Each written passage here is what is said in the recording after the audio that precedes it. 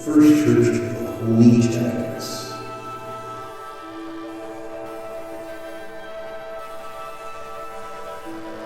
The First Church of the Holy Jackass is not an actual religious institution that is legally recognized or subsidized with any taxpayer money.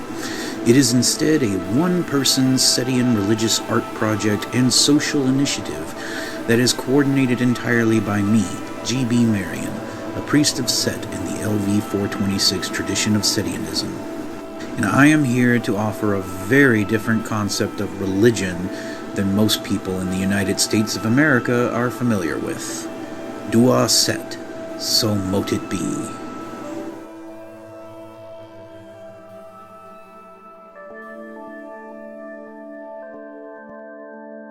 Throughout the year, the First Church of the Holy Jackass observes the following religious holidays.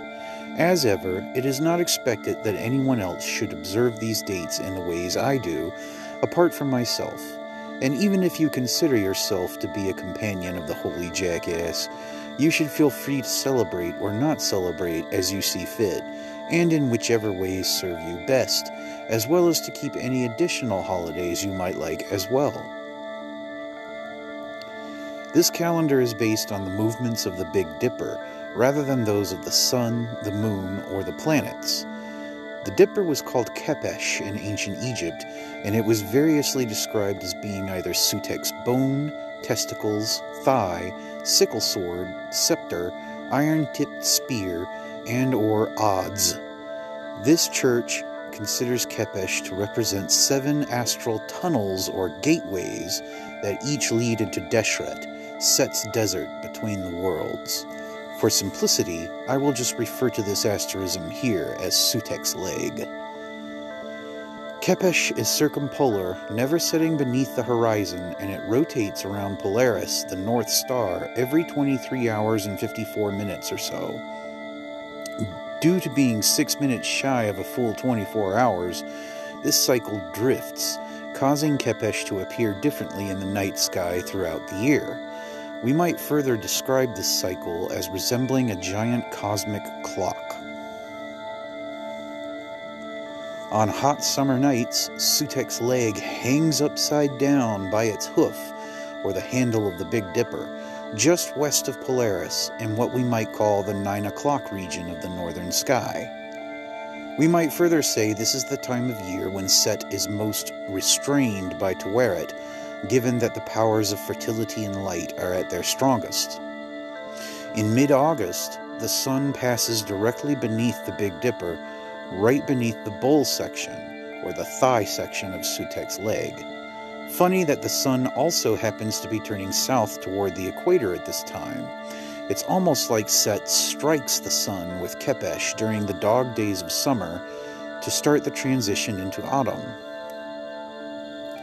It seems reasonable to theologize this as Taweret giving Set just enough slack so he can strike the sun like he's supposed to, while also restraining him just enough to ensure he doesn't destroy the sun entirely. This season is also significant because it is when the heliacal rise of Sirius, the annual flooding of the Nile, and the 5 epigomenal birthdays of Osiris, Isis, Horus, Set, and Nephthys all occur, culminating in Wep Ronpet, the ancient Egyptian New Year. It's even the beginning of hurricane season, which will grow more intense in the fall. And on a more personal level, August 15th is when I first came to believe in Set and identify as a Setian, way back in 1997. I have marked it as my religious anniversary ever since, even before learning any of the things I have just explained. So I figure it only makes sense for my ministry in Set to celebrate its own New Year festival every August 15th. My favorite way to celebrate New Year is by going camping and making offerings to Set and Taweret beneath their sacred stars out in nature. As the nights grow long in autumn, Kepesh seems to climb down south of Polaris in the 6 o'clock region of the sky. This is when the Great Bear is closest to the horizon, making it difficult to see in many areas, but it is still there. Given the importance of Big Dipper symbolism in ancient Egyptian funerary customs, it seems only right that Sutek's leg should be so close to the horizon as summer dies and gives way to winter. For me, at least, this represents Set and Taweret opening the mouth of the earth with Kepesh and lifting the veil between the worlds. So it seems fitting that November Eve, or October 31st, should be the second most important night in the calendar of this church. As Halloween, or All Hallows Eve, this holiday is a fusion of Celtic polytheist beliefs about ghosts and fairies with Roman Catholic doctrines regarding saints and the dead. Carving lanterns from turnips, dressing in animal skins, and making offerings to ancestors and or the Fae are the original customs from which jack-o'-lanterns, wearing costumes, and trick-or-treating are all descended. Hallowtide is also the anniversary of when I came to believe in Melek Taus, the Yazidi peacock god, who is the favorite solar deity of this church. I became enamored of him between the autumn equinox and the end of October 1998, just over a year after my journey with Set began. I even dressed up like him for Halloween that year, strongly identifying with the part of his story when his siblings misunderstand him and expel him from heaven.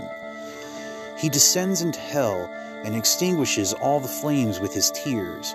Then he is re-accepted back into heaven as a martyr, becoming the Lord of this world. Since the sun is beneath the equator on November Eve, still moving toward its southernmost point, I like to offer prayers of thanksgiving to Melek Taus for the suffering he endures in this story, by which the threat of eternal punishment is eliminated for all sentient beings. But the most important spirits to honor on this night are the souls of our dearly departed. I light candles at my ancestor shrine for my loved ones who have passed on, and I stay up to keep the candles lit until dawn. I like to watch scary movies and hand out candy for the trick-or-treaters too, and I like to cook up some tasty chicken and dumplings for dinner, which I share with the gods and the dead. There are many sound reasons as to why a person might not wish to honor their own blood relatives. It is perfectly acceptable to honor deceased people you love, but to whom you are not related instead. You can even do both, and you can honor people you've never met as well. I like to offer prayers for some of my favorite performers like Vincent Price and Ronnie James Dio, in addition to prayers for friends and family members who've gone to the West, which is an ancient Egyptian expression for death. In the darkness of winter, Kepesh stands on its hoof just east of Polaris, in the 3 o'clock region of the celestial clock. Sutek stands victorious as the northern hemisphere is made cold and desolate. People celebrate so many different holidays at this time of year, and there is so much pressure from family members, churches, schools, workplaces, and TV commercials to participate in Christmas especially, even if only in a secular context. This is exhausting enough as it is, and the last thing anyone needs is yet another holiday to observe at this time of year, which many people wouldn't even have the time or the energy to observe anyway. For this reason, the First Church of the Holy Jackass does not entertain any holidays in December at all. It instead promotes a winter solace, pun intended, or period of hibernation and self-care. Any obligation a Setian might feel to celebrate one or more of the winter holidays does not come from Set. It comes from our families, our jobs, from radio and TV, and or from other people's gods. The only expectation from Set is that we should not accept any additional holiday obligations for his sake. The only ritual observance I feel compelled to follow during my annual winter solace is a simple offering to Ishtar. This is because I first came to believe in her between the Halloween and Christmas of 1999, and I always feel she is especially close at this time. Since Venus follows the sun very closely, it reaches its southernmost point during the solstice as well, beginning its journey back up to the equator. For me, this is evocative of Ishtar's resurrection and return from the Mesopotamian underworld, after which she becomes the radiant queen of heaven. There is no particular date on which my offering to Ishtar must be made during this season, so long as it is offered sometime between November Eve and the end of December. As the nights grow short in the spring, Sutek's leg kneels above Polaris in the 12 o'clock region. This can be likened to Set giving way to his brother and twin, Horus the Elder, for the light half of the year.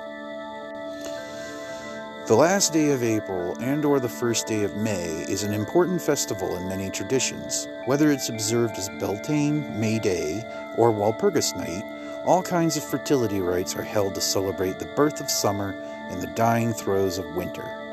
In medieval Europe, this night was thought to be even more important to the powers of darkness than November Eve, perhaps as a kind of last hurrah before the summer begins. May Eve festivities involve bonfires, maypoles, eggs, and people making babies. It's a great time to plant seeds, too, both literally and metaphorically.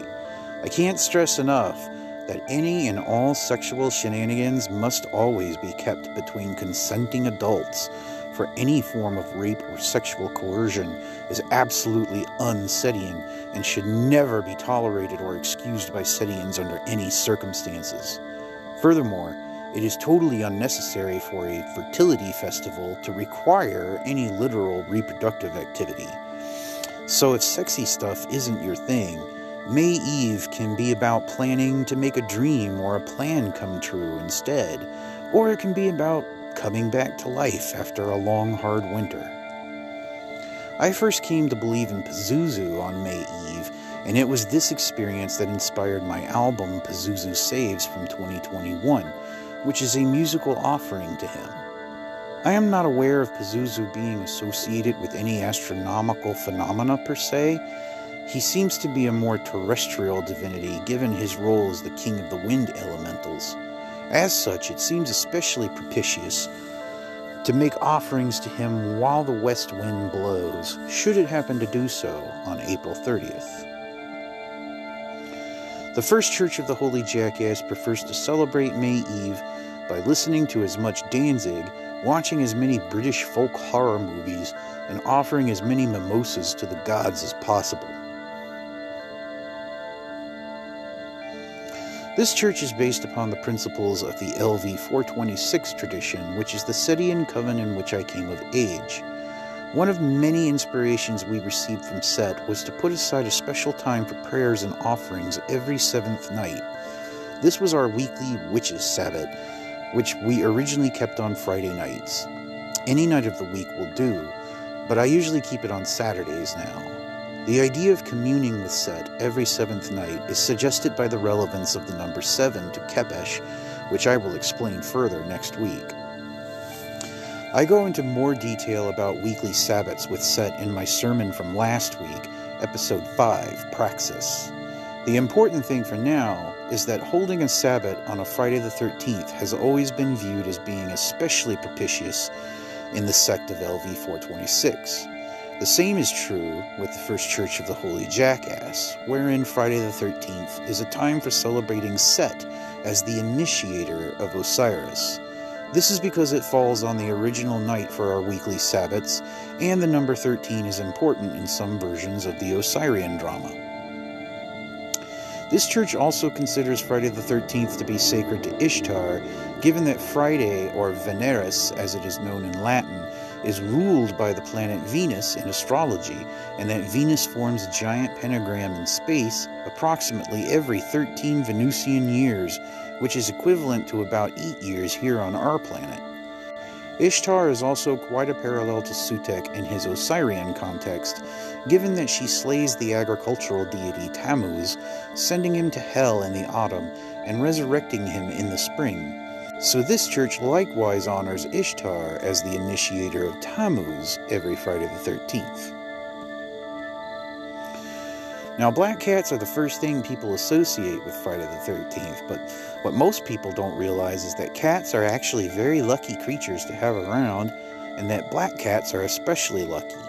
Remember, cats were worshipped in ancient Egypt. They were protected by law from injury and death, and families mourned, mummified, and even buried their beloved felines as if they were humans. Cats were thought to have a special connection to the spirit world and were especially cherished for driving away evil spirits. The color black was also considered very lucky indeed, given its association with the fertile soil of the Nile Valley. In this way, a black cat is twice as lucky as usual, for it not only has all the standard demon-repelling properties, it also carries the hope for fertility and regeneration wherever it goes. So honoring one or more of the various cat goddesses, including Ishtar, is a great way to celebrate Friday the 13th. Another divinity who is strongly associated with this holiday is Ba-Neb-Jedet, an Egyptian ram deity who is worshipped in the ancient city of Mendes. But this is a much larger discussion for another day. The number of days in February and March are such that if Friday the 13th ever falls in the former, it will also fall on the latter unless we happen to be in a leap year. Having 2 consecutive instances of this same roaming holiday within the same 4 weeks like this only happens 3 times every 28 years and during the spring. This event is so highly sacred in the religion of this church, it is regarded as a kind of super Friday the 13th, called Mu Kem, or the month of the black cat. As of this recording, the next Mu Kem will occur in 2026.